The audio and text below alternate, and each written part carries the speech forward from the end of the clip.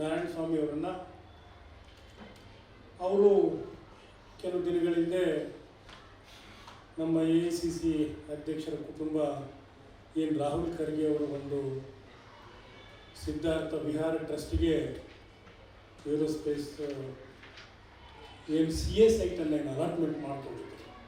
ಅದ್ರ ಬಗ್ಗೆ ಪ್ರಶ್ನೆ ಎತ್ತಿ ಇದು ಅವ್ಯವಹಾರ, ಕಾನೂನು ಬಾಹಿರ, ನಿಯಮ ಬಾಹಿರ ಅಂತೇಳಿ ಪ್ರೆಸ್ ಮೀಟ್ನಲ್ಲಿ ಹೇಳಿ ತನಿಖೆ ಮಾಡಬೇಕಂತೇಳಿ ಕೂಡ ಒತ್ತಾಯ ಮಾಡಿ ಅವರಿಗೆ ಅರಿವಿಗೆ ಬರಬೇಕು. ಕಾನೂನು ನಿಯಮಗಳ ಉಲ್ಲಂಘನೆ ಎಲ್ಲಿ ಆಗಿದೆ, ಯಾವ ರೀತಿ ಆಗಿದೆ ಅನ್ನೋದ್ರ ಬಗ್ಗೆ ರಾಜ್ಯದ ಜನತೆ ಮುಂದೆ ಅವರು ಸ್ಪಷ್ಟಪಡಿಸಬೇಕಾಗ್ತದೆ.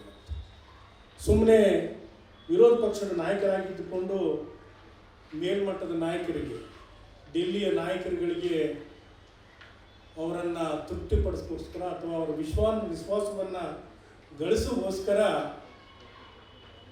ಕಾನೂನು ಪ್ರಕಾರ, ನಿಯಮಗಳ ಪ್ರಕಾರ ಏನು ಮಂಜೂರಾತಿ ಆಗಿರುವಂಥ ಸೈಟು ಮತ್ತು ಆ ಪ್ರೊಸೀಡಿಂಗ್ಸ್ ಬಗ್ಗೆ ತಪ್ಪು ಮಾಹಿತಿಯನ್ನು ಜನರಿಗೆ ಕೊಡೋದ್ರ ಮುಖಾಂತರ ನಾರಾಯಣ ಸ್ವಾಮಿಯವರು ಜನರನ್ನು, ರಾಜ್ಯದ ಜನತೆಯನ್ನು ತಪ್ಪು ದಾರಿಗೆ ತೆಗೆದುಕೊಂಡು ಹೋಗ್ತಿದ್ದಾರೆ, ತಪ್ಪು ಮಾಹಿತಿ ಕೊಡ್ತಾ ಇದ್ದಾರೆ ಎನ್ನುವಂಥ ಮಾತನ್ನು ಈ ಸಂದರ್ಭದಲ್ಲಿ ಹೇಳಕ್ಕೆ ಇಚ್ಛೆಪಡ್ತೇನೆ.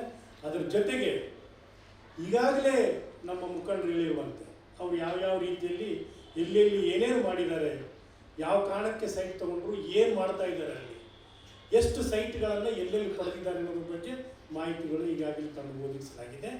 ಇಂಥ ವ್ಯಕ್ತಿ ಸ್ವತಃ ತಾವೇ ಭ್ರಷ್ಟಾಚಾರದಲ್ಲಿ ತೊಡಗಿರುವಂಥ ವ್ಯಕ್ತಿ, ಅವ್ಯವಹಾರದಲ್ಲಿ ತೊಡಗಿರುವಂಥ ವ್ಯಕ್ತಿ ಮತ್ತು ತಮಗಿರುವ ಅಧಿಕಾರವನ್ನು ದುರುಪಯೋಗಪಡಿಸಿಕೊಂಡು ತಾವೇ ಅಧ್ಯಕ್ಷರಾಗಿರುವಂಥ ಒಂದು ಸಂಸ್ಥೆಗೆ ಜಮೀನನ್ನು ಮಂಜೂರು ಮಾಡಿಕೊಂಡಿರುವಂಥ ಹಿನ್ನೆಲೆ ಉಳ್ಳಂಥ ವ್ಯಕ್ತಿ ಇವತ್ತು ಇನ್ನೊಬ್ಬರ ಬಗ್ಗೆ ಏನು ಆಪಾದನೆಗಳು ಮಾಡುವಂಥ ರೀತಿ ಏನಿದೆಯಲ್ಲ, ಇದು ಖಂಡಿತವಾಗಿ ಕೂಡ ಸಮಂಜಸವಲ್ಲ.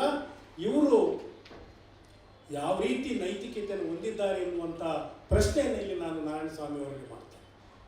ನೀವೇ ಎಲ್ಲ ರೀತಿಯ ಅಧಿಕಾರ ದುರುಪಯೋಗ, ಭ್ರಷ್ಟಾಚಾರ, ಅವ್ಯವಹಾರಗಳು ತೊಡಗಿರುವಂಥ ವ್ಯಕ್ತಿ ಇನ್ನೊಬ್ಬರ ಬಗ್ಗೆ ಮಾತನಾಡುವಂಥ ನೈತಿಕತೆಯೇ ನಿಮಗೆ ಇಲ್ಲ ಎನ್ನುವಂಥದ್ದು ಭಾಳ ಸ್ಪಷ್ಟವಾಗಿ ಈ ಸಂದರ್ಭದಲ್ಲಿ ನಾನು ಹೇಳಲಿಕ್ಕೆ ಇಚ್ಛೆಪಡ್ತೇನೆ.